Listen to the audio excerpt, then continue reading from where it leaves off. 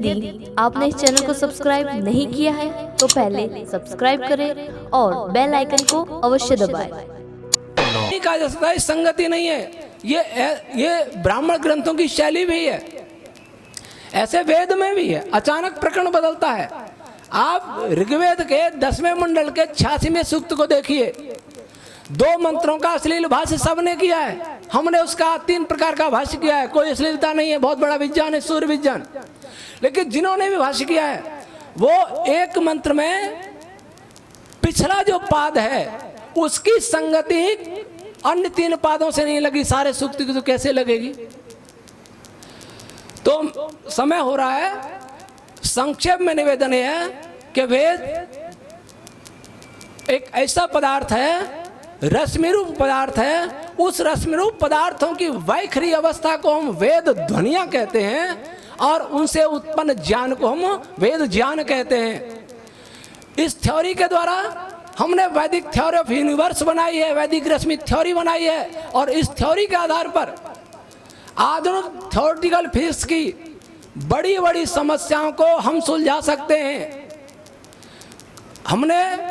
मैंने डॉक्टर सत्यपाल सिंह जी को कहा, आचार्य जी भी थे MBHU में, कहा कि जो समस्याएं केवल आपकी है हमारी नहीं। हमारी थ्योरी पर तो आप प्रश्न करें, लेकिन आपकी थ्योरी में कुछ कठिनाई आ रही हैं, आप नोट करके दे दीजिए। तत्काल उत्तर नहीं दे सकूंगा क्योंकि वो आपकी थ्योरी में उसके लिए उत्तरदायी भी नहीं हूं, लेकिन फिर भी प्रश्न नोट कर दीजिए। मैं अपने ग्रंथ के आधार पर उनका उत्तर देने का प्रयास करूंगा। लॉजिक होगा उसका आधार, सबका गणित का भी आधार लॉजिक होता है, जो मैं कह रहा था तर्क और हुआ। तो वैदिक रश्मि थ्योरी के आधार पर जहां हम आधुनिक फिजिक्स को बदल सकते हैं, नई फिजिक्स लिख सकते हैं, वहीं दूसरा सारे संप्रदाय भी से समाप्त हो जाएंगे। कैसे समाप्त हो जाएंगे? कोई कम्युनिस्ट कहेगा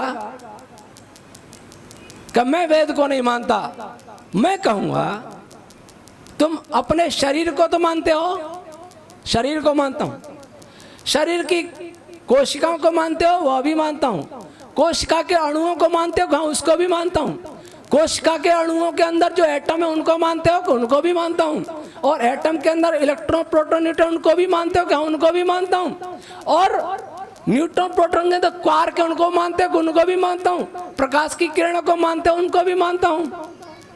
ये सब किससे बने हैं? ये वेद मंत्रों से बने हैं। तब कैसे नकारेंगे वेद को? कोई कहेगा कि नहीं बने तो सिद्ध करने की का उत्तरदायित्व तो मेरा है, वो मेरे पास आए मैं सिद्ध करूंगा। जो सूर्य को मानता है, जो चंद्र को मानता है, जो आसमान के सितारों को मानता है, जो वायु को मानता है, जल को मानता है, प्रकाश अग्नि को मानता है, विद्युत को मानता है, चुंबक को मानता है, उसे वेद मानना ही पड़ेगा। और ऐसा ब्रह्मांड में कोई नहीं जो इनको नहीं मानता। पशु नहीं मानता है, लेकिन वो जानता नहीं इसलिए नहीं मानता। लेकिन जो जानने वाला, जो विद्या का दंभी, जो तथाकथित बुद्धिजीवी और प्रबुद्ध वेद की निंदा करेगा, हम कहेंगे तुम साइंस की निंदा करते हो, और वो साइंस की निंदा कभी नहीं करेगा। और हम चाहते हैं, मैंने सूरत यूनिवर्सिटी में एक बार कहा कि नेताजी सुभाष जी भाषण देते थे, तुम मुझे खून दो मैं तुम्हें आजादी दूंगा, और मेरा काम पूरा हो जाए तो मैं एक नारा दूंगा, संसार के भौतिक वैज्ञानिकों मुझे अपनी समस्या दो, मैं आपको समाधान दूंगा। तो मेरे काम करने की यही शैली है। इससे आपको तर्क नहीं करनी पड़ेगी कि वेद ईश्वरी क्यों है, वो अपने आप मानेंगे। ये भी नहीं बताना पड़ेगा कि ज्ञान की आवश्यकता होती है, नैमित्तिक ज्ञान चाहिए, नैमित्तिक ज्ञान के लिए कोई ज्ञान देने वाला चाहिए, सबसे पहले चाहिए, इसकी भी आवश्यकता नहीं रहेगी। जब ये वैदिक रश्मि थ्योरी सिद्ध हो जाएगी तो दुनिया के मजहब के लिए ये वैदिक रश्मि थ्योरी स्लो पॉइजन है। और मजहब होने भी नहीं चाहिए। इस्लाम के एकेश्वरवाद की रक्षा भी वैदिक रश्मि थ्योरी करेगी, केवल एकेश्वरवाद की, बाकी नहीं। उनका खुदा कैसा है, कहाँ रहता है, उसकी रक्षा नहीं करेगी। लेकिन अगर कोई किसी इस्लाम के स्कॉलर को ये चैलेंज करेगा मैं खुदा को नहीं मानता, ईश्वर नहीं है, तो उसको भी हमारी थ्योरी बताएगी।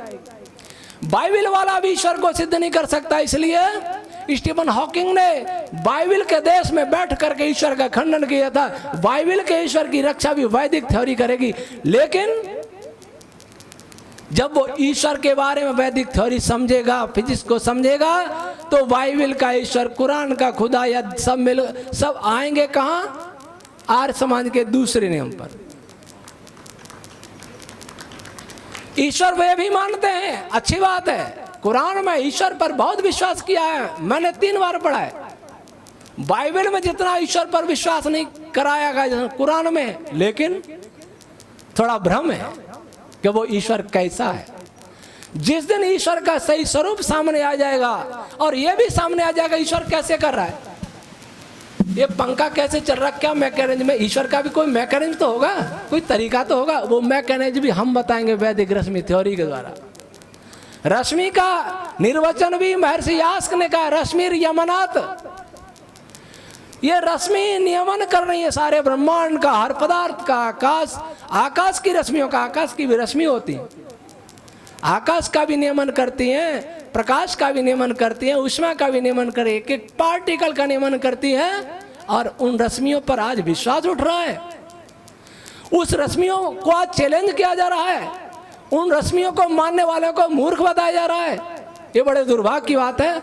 मुझे लगता है आप सब साथ चलें, हम सब साथ मिलकर चलें, आर्य समाज की हर संस्था, हिंदुओं की संस्था हमारा साथ दे, और बुद्धिजीवी, निष्पक्ष मुसलमान और ईसाई भी हमारे साथ आवे, तो दुनिया में नास्तिकवाद रहने वाला नहीं है। और हम सब क्या होगा, जो ऋषि दयानंद चाहते थे, एक धर्म, एक भाषा, एक भावना, इस मैं केवल भारत की बात नहीं करता, इस संसार में होगी तो सारा संसार एक घोंसला के समान रहेगा, परिवार के समान रहेगा, जैसा कि वेद का आदर्श है। ओम शम।